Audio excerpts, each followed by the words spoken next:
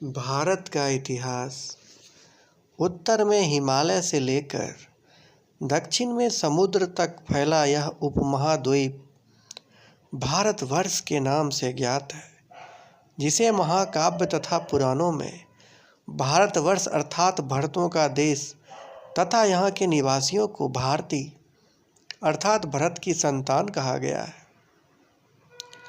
भरत एक प्राचीन कबीले का नाम था। प्राचीन भारतीय अपने द्वीप को जम्बू द्वीप अर्थात जम्बू जामुन वृक्षों का द्वीप कहते थे। प्राचीन ईरानी इसे सिंधु नदी के नाम से जोड़ते थे, जिसे वे सिंधु न कहकर हिंदू कहते थे। यही नाम फिर पूरे पश्चिम में फैल गया और पूरे देश को इसी एक नदी के नाम से जाना जाने लगा।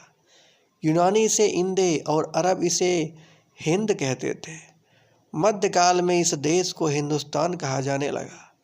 यह शब्द भी फारसी शब्द हिंदू से बना है। यूनानी भाषा के इंदे के आधार पर अंग्रेज इसे इंडिया कहने लगे। विंध्य की पर्वत श्रृंखला देश को उत्तर और दक्षिण दो भागों में बांटती है। उत्तर में इंडो यूरोपीय परिवार की भाषाएं बोलने वालों की और दक्षिण में द्रविड़ परिवार की भाषाएं बोलने वालों का बहुमत है। भारत की जनसंख्या का निर्माण जिन प्रमुख नस्लों के लोगों के मिश्रण से हुआ है वे इस प्रकार हैं: प्रोटो ऑस्ट्रेलॉयड, पैलियो मेडिटेरेनियन, काकेसॉइड, निग्रोयड और मंगोलॉयड। भारतीय इतिहास को अध्ययन की सुविधा के लिए 3 भागों में बांटा गया है: प्राचीन भारत, मध्यकालीन भारत और आधुनिक भारत।